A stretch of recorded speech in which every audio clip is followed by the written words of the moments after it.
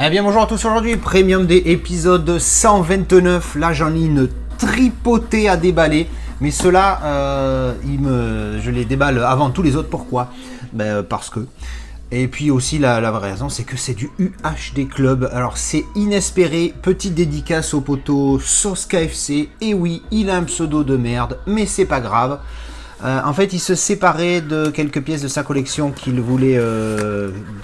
parce qu'il a besoin de blé. Je pense qu'il a un projet derrière, on aura une petite surprise. Et du coup, j'ai récupéré ces deux pièces que j'ai failli acheter plusieurs fois sur eBay. Mais j'étais genre eBay, je sais plus où. Je vais galérer pour l'ouvrir. Pendant je vous fais l'historique et après je ferai un cut. Sur eBay, et en fait ça allait venir en Corée, Hong Kong, je sais plus. Bref, ça allait me coûter une couille en frais de livraison, plus la pièce qui était chère. Alors au final, je prends chez lui, ça reste un prix correct. Qu'est-ce que c'est que ça? Alors il y a trois pièces. En fait, il y en a une que j'ai déjà du HD Club. Et les deux autres, je les avais pas, forcément. Je crois que ça, celle que j'ai dans la main, là, c'est celle que j'ai déjà. Et ça, c'est les deux autres. Évidemment, ça va faire deux Premium Day.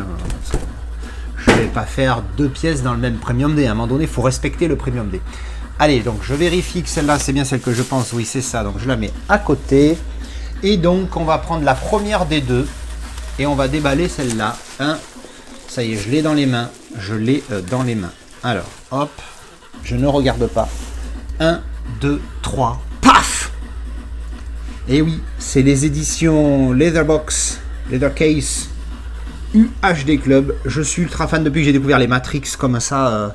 Et c'était Schindler List aussi que j'ai comme ça. Je me suis dit qu'il fallait que j'ai ces autres éditions parce qu'elles sont vraiment magnifiques. En plus, avec le prix, il m'a fait un bon prix. Il a fait un très bon prix. Et en plus, il fournit le Steelbook à la place du Scanavo pourri, qui fournit également, bien évidemment. Alors oui, les Leathercase, l'avantage de ces box, le côté cuir là, c'est vraiment... Vous voyez ce petit effet granuleux là? Franchement, ça fait super quali, et dans les doigts, oh là, t'as vraiment une pièce costaud. En plus, c'était de mémoire, les Matrix, c'était vraiment résistant. Alors, le visuel du recto, il est là. Ensuite, sur le dessus, rien. Dessous, rien. La tranchouillette, Ghost in the Shell, UC02. Le premier, je sais plus ce que c'est. Attends, Schindler List, c'était le... c'était le 1. Voilà, Schindler List, c'était le 1. Et celui-là, donc le UC2. Oh!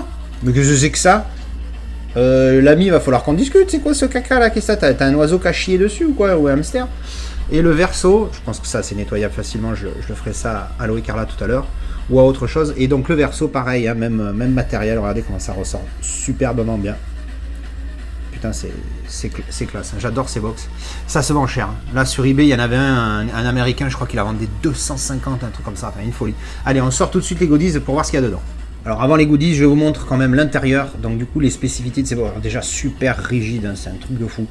L'intérieur, donc ce petit côté feutrine pour protéger le steelbook. Alors le truc c'est qu'à la base c'est vendu avec un Scanavo. Donc tu te dis mais pourquoi à l'époque ils ont sorti un Scanavo en plastique dégueulasse et qu'ils ont mis quand même de la protection?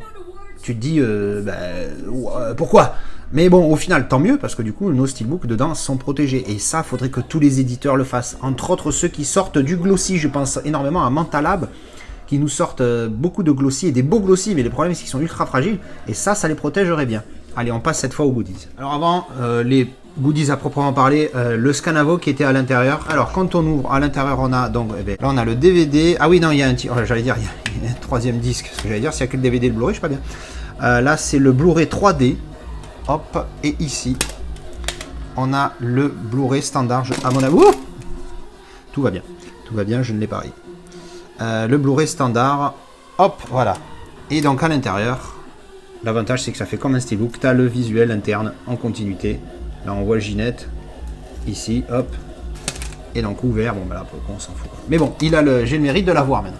Alors, on a le petit J-Card fatigué qui est fourni, vous voyez, il y a les petites dents là, je sais pas si ça se voit, c'est prédécoupé ici, en gros pour que ça se plie, et je pense que pour que ça aille dessous, je sais pas pourquoi ils font pas ça à l'origine. Ensuite on a un livret qui est plutôt sympathique, comme d'habitude on va passer en speed dessus, vous voyez, très bonne qualité, super épais, il y en a une tonne.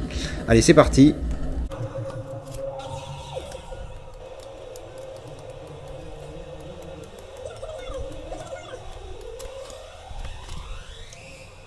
Voilà, donc ça c'était le livret. Alors je suis passé ultra rapide dessus. Mais bon, vous avez vu, hein, c'est que des images du film, il n'y a pas de texte, rien du tout. Enfin rien du tout, c'est bien aussi. Hein. Voilà, donc, mais très bonne qualité et ultra épais, il y a une tonne d'images. Hop, l'enveloppe, qu'est-ce que ça contient l'enveloppe? Pas mal. Très bonne, elle est fait assez qualitative dans la main. Qu'est-ce qu'on a à l'intérieur? Hop. Ah, on a des cartes. Tac. Voilà. Alors. Hop. Ça c'est tout. Voilà, c'est en mode carte postale. C'est assez épais, assez qualitatif. Et voilà. Elles sont recto verso en plus. Hein, c'est pas. Putain, par contre, c'est très sombre. Hein. Même moi, en dehors de la carte. C'est moi ou c'est deux fois la même? Pas du tout. Mais ça ressemble. Hop. Hop. C'est très bizarre ça. C'est moi ou. Oh, ça fait un puzzle. Une seconde. Alors je viens de vérifier, effectivement ça fait un puzzle. Je vous ferai une photo que je mettrai en incrustation parce que là je peux pas le faire, j'ai pas 4 bras. Mais oui, ça fait puzzle les 4. Donc ça c'est cool, ça pour le coup j'aime beaucoup l'idée. Hop, donc ça c'était les cartes postales qui sont là dedans et donc le steelbook qui n'est pas fourni avec. Pan. Il est pas mal ce petit style avec ce petit titre débossé là, vous voyez. Regardez ça. Il est vraiment sympathique. Je crois que c'est le plus beau pour ce film. J'ai failli l'acheter une fois ou deux, mais bon, je m'étais dit... Il est pas fou, hein, il est bien, mais il est pas fou. C'est dommage qu'il soit pas dans les tons bleus. Ça aurait été avec... ça aurait matché avec la case. Alors, dedans, il y a... j'ai peut-être... Oh, derrière aussi, il y a de l'embossage. Il y a du débossage, autant pour moi. Parce qu'on ne croirait pas. Il y a des petites marques là, hein, mon petit sauce. Là... Ça fait, est-ce que ça se voit? Ici, là. Voilà, je le sens là, quand je passe le doigt ici, là, et sur Ginette, partout. Arrêtez, bande d'obsédés. Là, c'est en fait, c'est une sorte de type cadre, mais juste dans le triangle. Et elle est embossée à l'intérieur. Donc, c'est franchement pas mal. Alors, on ouvre, clac. Alors, dedans, il m'a mis la fameuse carte de numérotation. Hop, elle est là. Limitée à 228, mais là, il n'y a pas le numéro. Ah oui, voilà, numéro 176. Hop. Ici 176 sur 228. Hop. Évidemment c'est un mec bien, donc il a gardé la petite étiquette qui était sur le cellophane, Only at Media Psycho. Ça je crois que c'est fini. Tu te rends compte que Only at Media Psycho c'est écrit plus gros que Ghost in the Shell, le titre du film. Ouais. Bref. Artwork interne quasiment invisible à droite, évidemment il n'y a rien. Et Ginette à gauche. Encore une fois, à droite, qu'il n'y a rien, ben, c'est bien parce que ben, je vois rien, donc du coup, il y a les disques, donc ça va. Le problème, c'est que là, il y a 3 disques, donc du coup, tu vois rien non plus à gauche. Mais bon, c'est pas grave, voilà. En tout cas, et bien voilà. Et bien voilà, ben, c'était le déballage de ce Ghost in the Shell. Et oui, parce que des fois, j'ai des problèmes de prononciation.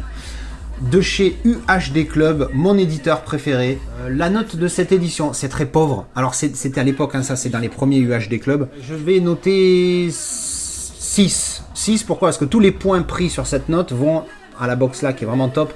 Le steelbook il est en plus, donc je le compte pas. Hein, normalement c'est Scanavo. Les goodies sont très pauvres, il n'y en a pas beaucoup.